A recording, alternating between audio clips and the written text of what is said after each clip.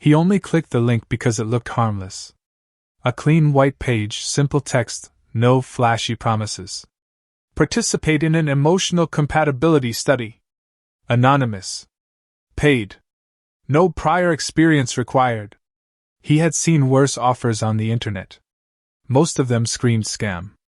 This one felt quiet, professional, almost boring.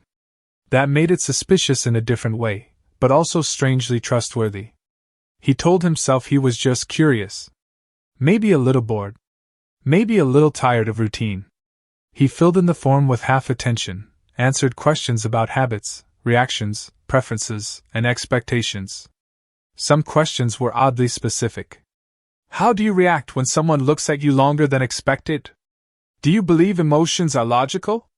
Would you walk away from something confusing or stay to understand it? He clicked submit and forgot about it. 3 days later, he received a message that didn't look like spam. Short. Polite. Direct.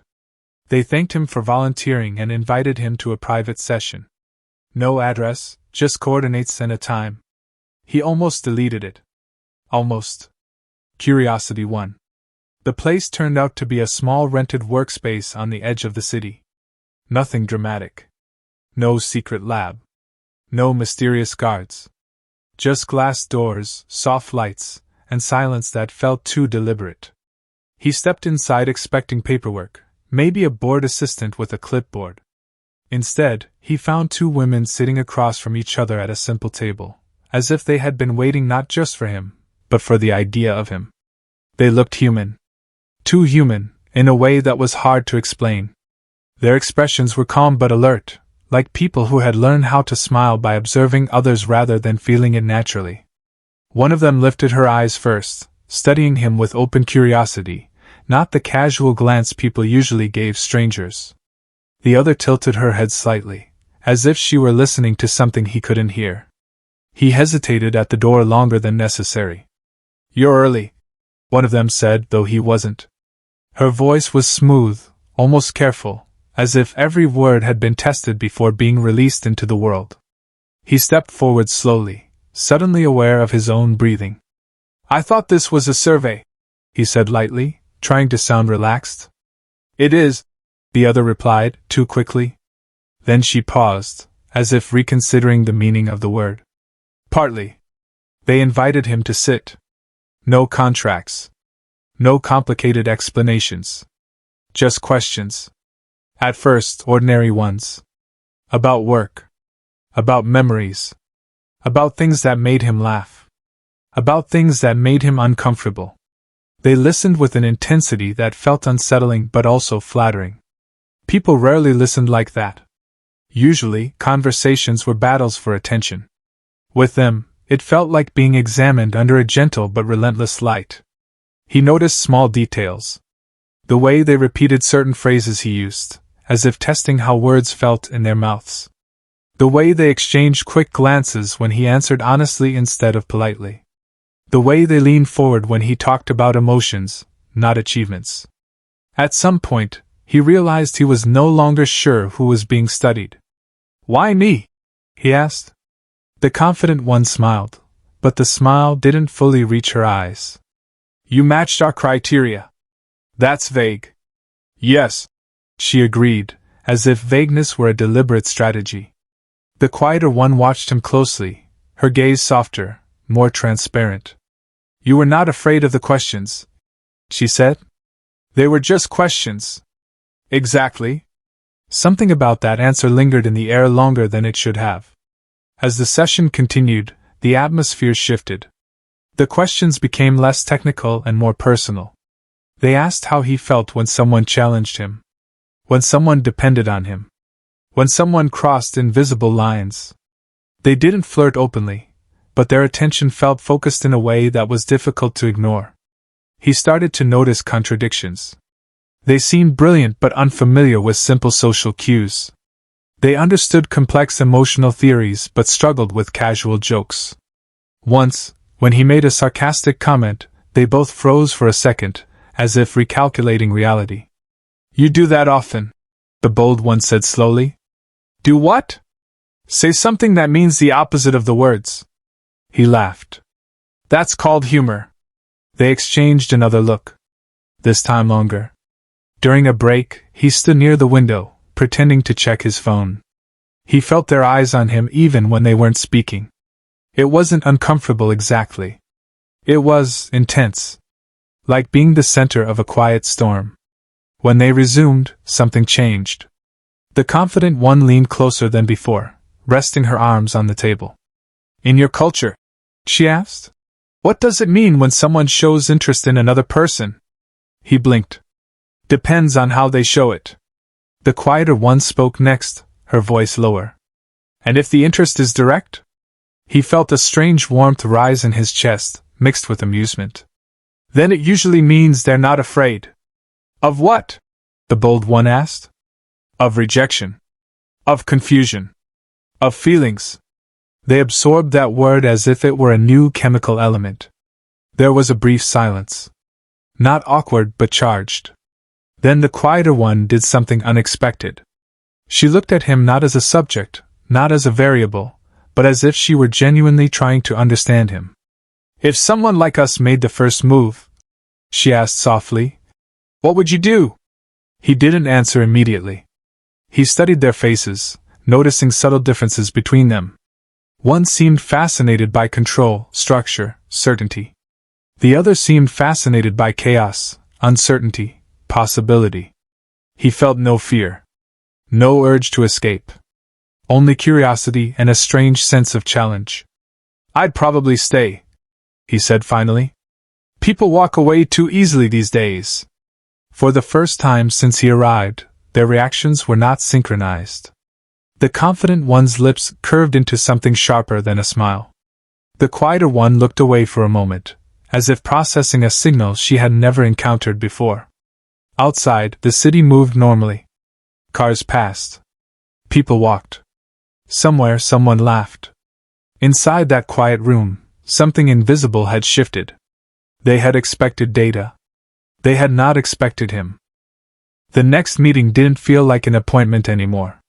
He noticed it the moment he stepped inside the same quiet space. Nothing had changed physically, the same table, the same soft lights, the same silence.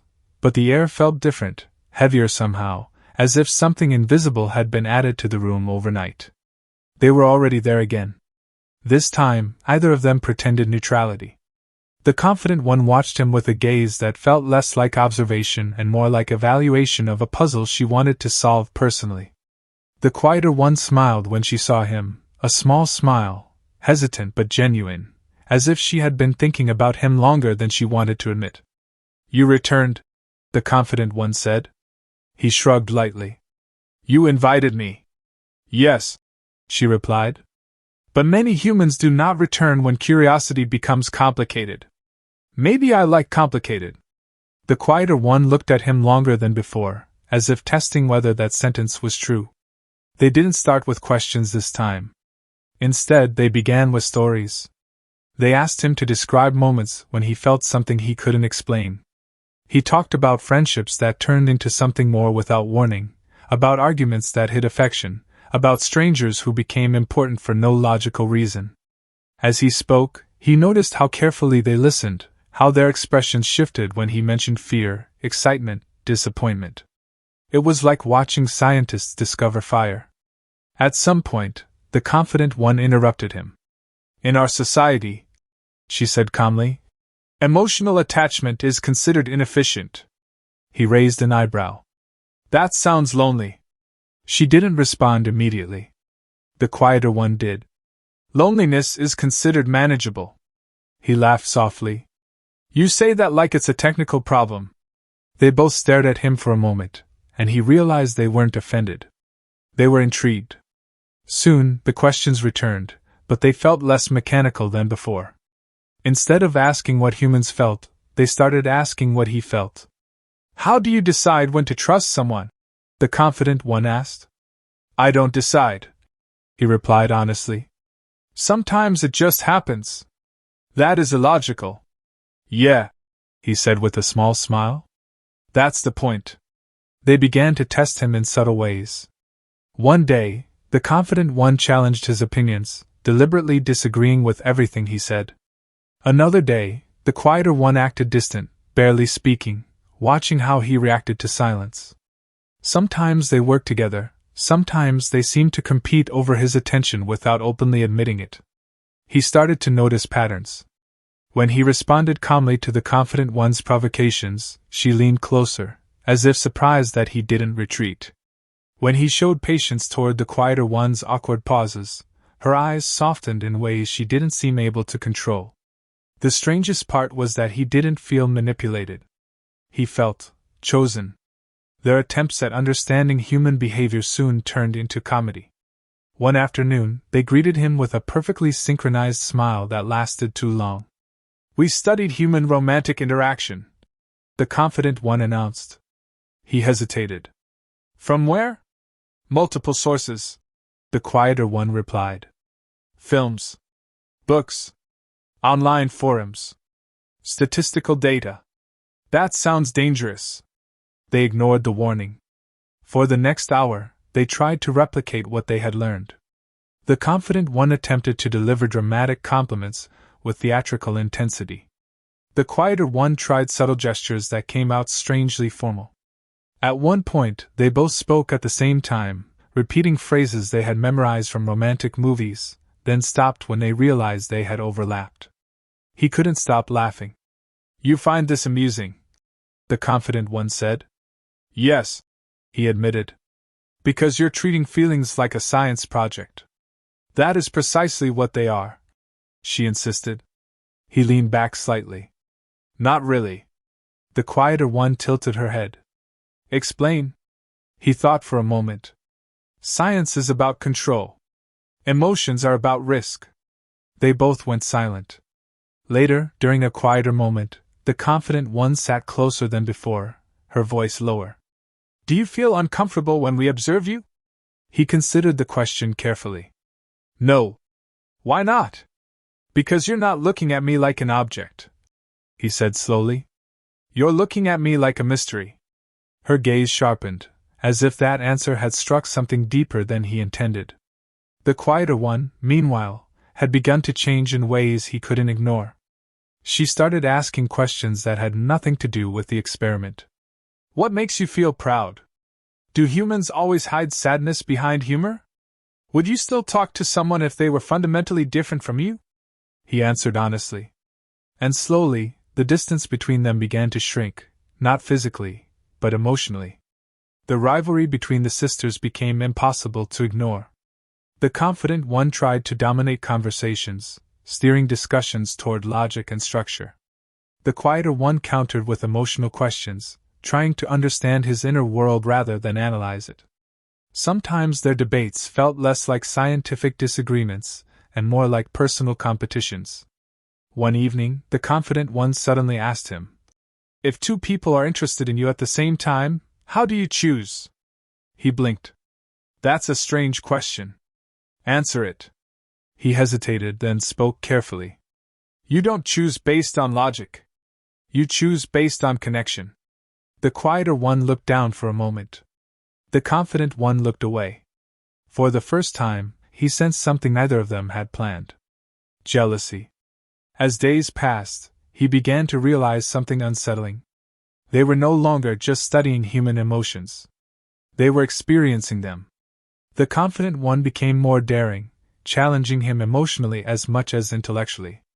The quieter one became more expressive, her curiosity slowly turning into something warmer, less controlled. And he, despite knowing he should be cautious, found himself drawn into their orbit. Not because they were strange, but because they were honest in ways humans rarely were. One night, as he prepared to leave after another session, the quieter one suddenly spoke. "Humans often withdraw when situations become emotionally complex," she said softly. He paused at the door. "Some do. Will you?" He looked back at them. At the confident one, who was pretending not to care but watching him from the corner of her eye. At the quieter one, who was no longer pretending at all. He felt the familiar urge to escape uncertainty. Then he felt something stronger. Curiosity. Connection. Challenge. He smiled slightly. Not yet. Either of them responded. But in that silence, something irreversible began to form. They had started the experiment to understand love. Now, love was starting to understand them. Something changed the moment he realized he was no longer just a participant. It happened slowly at first, like a crack forming in glass. Small moments that didn't fit the pattern he had accepted. Questions that felt less like research and more like concern. Silences that felt heavier than curiosity. Looks that lingered too long to be purely analytical. He started noticing it in himself too. He found himself thinking about their reactions after leaving. Wondering what they were discussing when he wasn't there. Imagining conversations they might be having about him, not as a subject, but as something more complicated. That realization should have made him step back. Instead, it pulled him closer. One evening, when he arrived, the atmosphere felt tense. The confident one was standing near the window, arms crossed, her posture rigid in a way he hadn't seen before. The quieter one sat at the table, fingers intertwined, her gaze fixed on a spot that wasn't him. They didn't greet him immediately. "Did I interrupt something?" he asked lightly. The confident one turned slowly. "We were reviewing data." The tone was calm, but the words felt heavier than usual. He sat down anyway. "About me?" "Yes." The quieter one lifted her eyes. "About humans," she corrected, but her voice lacked conviction. They resumed their questions, but something was off. The confident one pushed harder than before, challenging his answers, dissecting his words, almost daring him to contradict her. The quieter one listened more quietly than usual, as if she were afraid that speaking might reveal something she wasn't ready to admit. At some point, he stopped, answering automatically. "Why does it matter so much?" he asked. Both of them froze. The confident one recovered first. "What do you mean?" "You've been studying humans for weeks," he said slowly. "But lately it feels like you're not just studying us. You're testing me." Silence stretched across the room. The quieter one looked away. The confident one's eyes narrowed slightly. "You agreed to participate." "I agreed to a study," he replied. "Not to be treated like a puzzle you can pull apart and reassemble." Her expression flickered, something like irritation, something like uncertainty. "That's what humans do," she said. "You analyze everything. Even each other." "Maybe," he said. "But we don't pretend feelings are just numbers." That sentence landed harder than he expected. For the first time, the confident one didn't respond immediately. The quieter one spoke instead, her voice softer than usual. "Emotions complicate clarity." "Yeah," he said. "That's why they matter." The room felt smaller. They continued the session, but the rhythm had changed. The confident one tried to steer the conversation back to controlled territory, but her questions felt sharper now, almost defensive.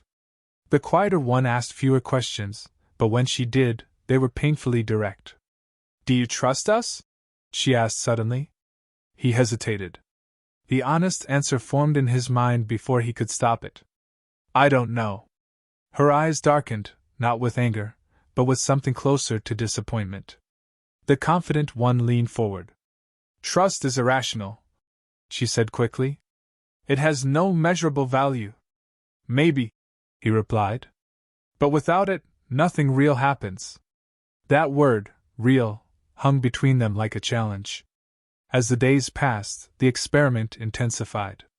They started creating scenarios instead of questions. The confident one deliberately provoked him, criticizing his choices, questioning his motives, pushing him to defend himself. The quieter one created emotional distance, answering his attempts at conversation with minimal responses, watching how long it would take before he gave up. He began to see the pattern clearly. They weren't just studying human emotions anymore. They were trying to understand what it felt like to risk them. One afternoon, he finally stopped playing along. "You're afraid," he said simply. Both of them looked at him. "Of what?" the confident one asked. "Of losing control," he replied. "You keep pretending this is just research because if you admit it's more than that, You won't know how to handle it. Her eyes flashed. That is an assumption. Then prove me wrong. For a moment, neither of them spoke. The quieter one's fingers tightened around each other. The confident one looked away first. That was when he understood something that surprised even him. They were brilliant, advanced, capable of analyzing emotions with precision humans rarely achieved. But they were terrified of feeling them. And that fear made them more fragile than he was. The breaking point came unexpectedly. During one session, the confident one revealed something she hadn't intended to. In our society, she said, almost casually, attachments are discouraged because they create instability. He looked at her. And you agree with that? She hesitated. The quieter one looked at her sharply. I understand the logic, the confident one said finally. He leaned back in his chair. Logic doesn't make loneliness disappear. Her jaw tightened. The quieter one spoke softly. Loneliness is familiar to us. He looked at her, then back at the confident one. That doesn't mean it's acceptable. The words slipped out before he could soften them. For the first time, the confident one looked genuinely unsettled. Later that day, he overheard them speaking when they thought he had already left. Their voices were low, their words fragmented. This is inefficient, the confident one said. It feels different, the quieter one replied. Feelings distort judgment. Or reveal it. He didn't interrupt them. He walked away quietly. That night, he realized something he couldn't ignore anymore. He was no longer sure who was conducting the experiment, and who was being changed by it. The next time he met them, he didn't wait for questions. Tell me the truth, he said. Both of them looked at him. About what? The confident one asked. About why you chose me. They exchanged a glance that lasted a fraction too long.